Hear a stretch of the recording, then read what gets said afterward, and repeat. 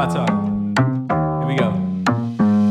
How he said he living life as a gringo, where you question where you fit in every time you mingle. They say you do this with not enough that. My rapping is really bad. This life as a gringo.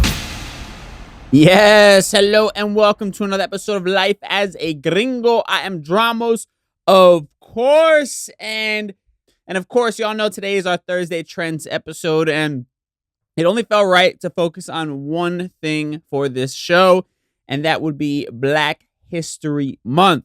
And we're going to do things a little bit different than we normally would for a Thursday Trends episode, because I want to address an issue that unfortunately plagues our community. And while there have definitely been, a lot of improvements, there still is a long road ahead. And that is the idea of anti-Blackness, or just flat out racism within the Latin community when it comes to our Black brothers and sisters. And obviously this is a long history gone on, unfortunately, in our community.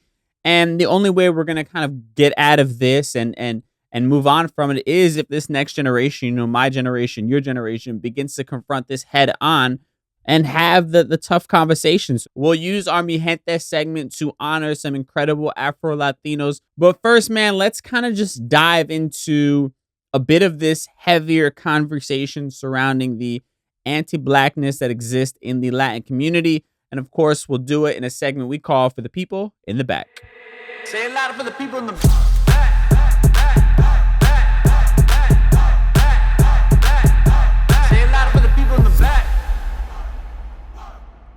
All right, so I found this article on NBC News that I thought would kind of be a good kind of touch point to this conversation. And this article is actually from about a year and a half ago during the George Floyd protests. And this article says, Latinos must confront ingrained anti-Black racism amid George Floyd protests. Some urge. White presenting Latinos should use this time to reconcile with their privilege and acknowledge that Black people are already part of their community, said a young Afro-Latinx. And they're referencing this woman, Anna Sanchez, and the article is written by Nicole Acevedo, but they're referencing this woman, Anna Sanchez, who was marching for the George Floyd protests in Minneapolis. And I'll be real with y'all, I'm not going to sit here and say I've always been super conscious of kind of this problem within our community. I admittedly am someone of privilege when you talk about this. I am a light-skinned Latino, white passing, if you will.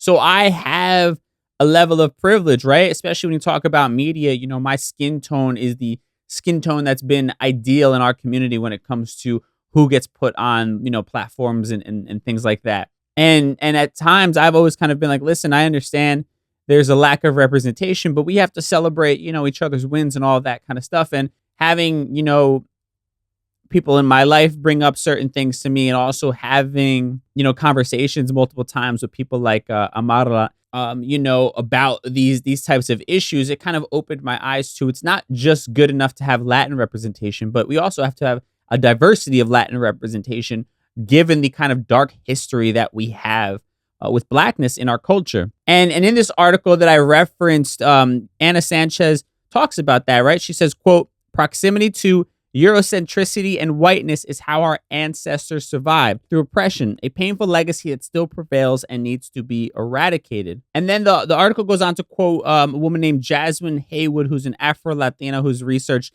anti-Black racism. She says that anti-Black sentiments are ingrained in our cultures, in part because generations of Latinos were taught to seek partners that have a certain European or white phenotype or lighter skin to lighten their family trees. And obviously, this idea that's been ingrained in us for generations that the closer to whiteness you are, the easier it is to assimilate into white culture, and that equals safety and success for yourself and future generations. And this is where you have to kind of, open up your heart a bit and look at the empathy factor, because obviously on its face, it's blatantly racist that people were pushing this idea of wanting to marry someone lighter. And my mom has told me stories about my aunt, I think I mentioned it on here, or I might have mentioned on my TV show on LATV, but my aunt essentially getting almost banished from the family because she married a Black Dominican, and that none of her side of the family showed up to the wedding, and it was a huge ordeal. And again, you have to open up a bit of your empathy and your heart on this one, because you're thinking, okay, these people weren't necessarily maybe aware of their racism here. They genuinely thought that whiteness equaled safety, equaled an easier life, equaled acceptance. And sadly, in this country, that was incredibly true, right? When you're talking about, the history of this country, the dark history of this country, and the harsh racism and violent racism that happened in this country, and honestly still continues to happen till this day. So I don't even want to say happened, but I mean, this was a defense mechanism, much like many of the things in our culture that no longer serve us. They are sadly just defense mechanisms of the previous generation.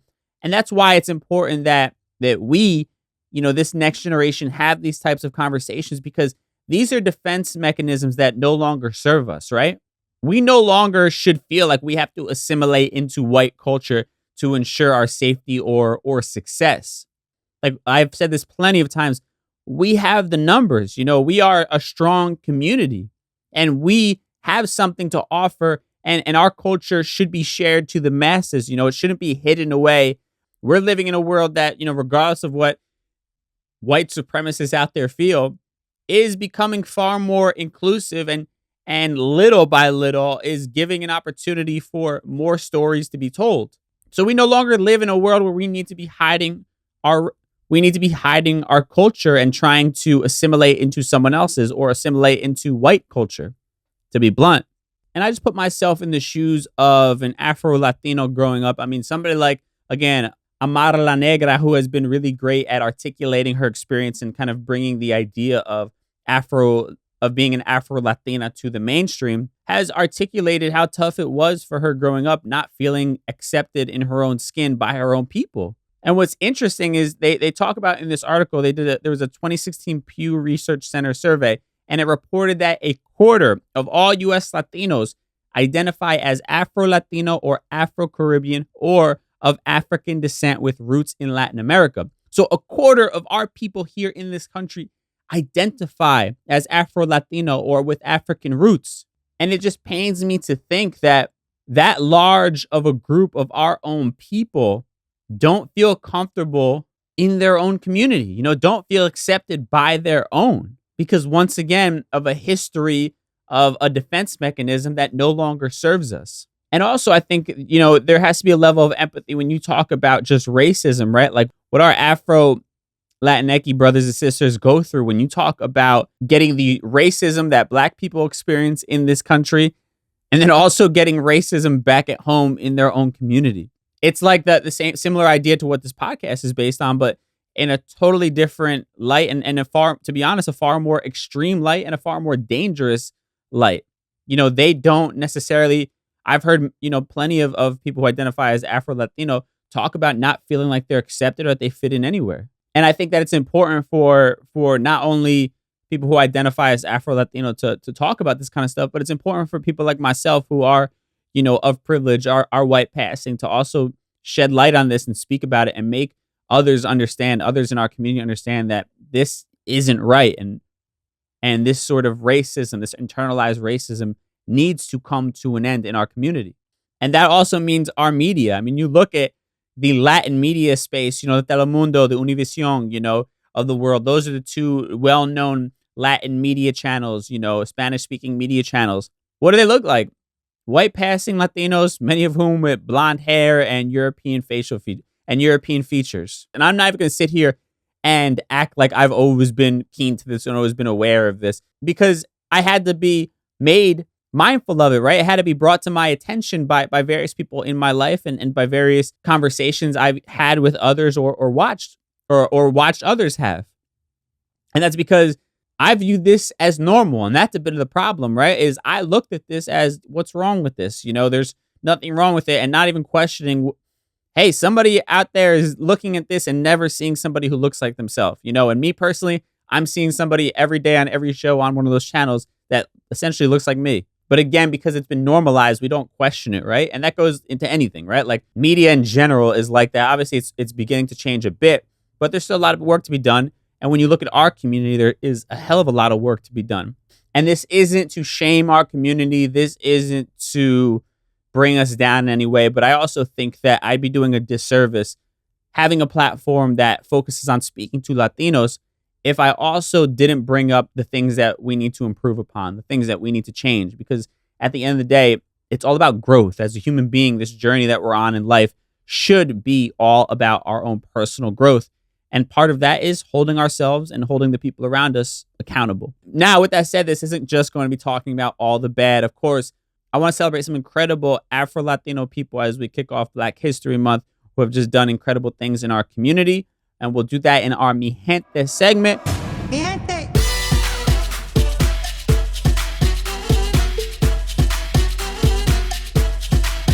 So I want to start in the world of music because obviously that's where my background comes from and it's such a huge part of our culture.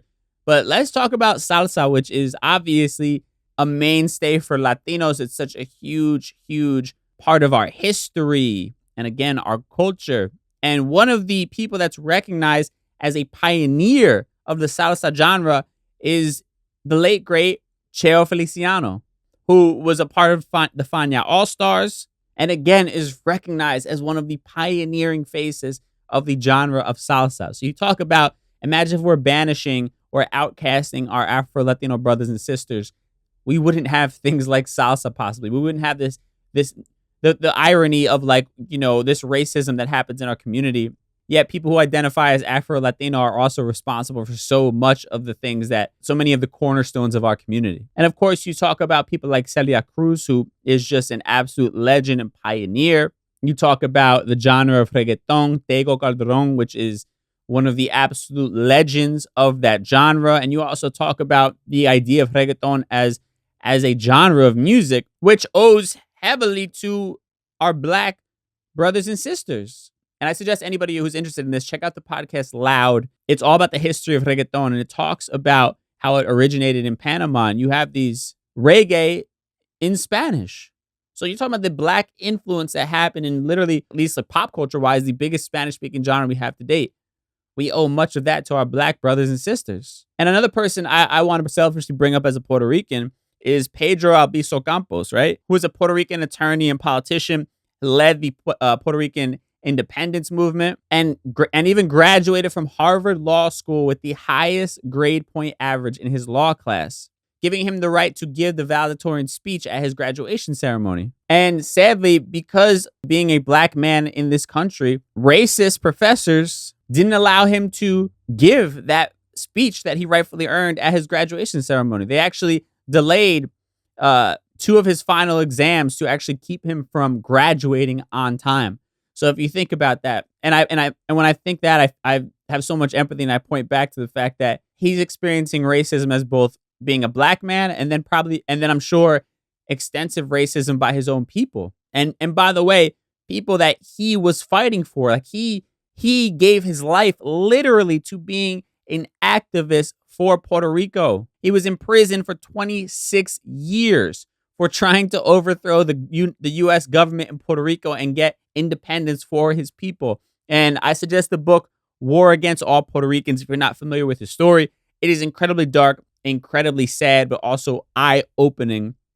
But also, the truth, real history, and incredibly eye-opening and important information that I think all of us should know when it comes to the lengths that people will go to hold us back. And also, ironically here, I just want to also throw this piece of information in. During his time at Harvard, he also became involved in the Irish struggle for independence. So literally, this guy is just fighting for humanity as a whole, but because of the color of his skin, isn't being given the acceptance and respect that he deserved. And by the way, I know somebody might try to fact check this. He didn't actually die in prison. He suffered a stroke after his pardon and his release, but many point to the controversial and disgusting treatment he received in prison as to why his health deteriorated. And if you read War Against All Puerto Ricans, you'll see exactly what I mean. I get angry just even thinking about it. And honestly, the list goes on. I can talk about this all day long, but I just wanted to point out a few people just for the sake of context and understand that we should be celebrating our diversity instead of empowering these old racist stereotypes and tropes of previous generations who were just trying to figure out a way to survive. And with that said, that'll lead into our conclusion, Stu, as we put all of this in a nice, neat little bow. Time for conclusion, Stu. All right, so I'll keep this short and sweet, but I think the general message of this episode of this show is all about unlearning things that no longer serve us, right? And also having those tough conversations that are incredibly uncomfortable. You know, that dirt that we've been sweeping under the couch for far too long. Those things that we've kept buried, those bodies we've kept buried in the back of the closet for far too long. Like, I want to be of the generation that cleans out our closets, gets under the rug, and clears our conscience for all the terrible things that we as a community have done, so that we can continue to move forward and evolve and better ourselves as a whole. And obviously this doesn't just go for Latinos, but I mean, so much of our history and the way we think and the things that we believe were based on survival. The previous generations were just trying to find the path of least resistance to survive and thrive.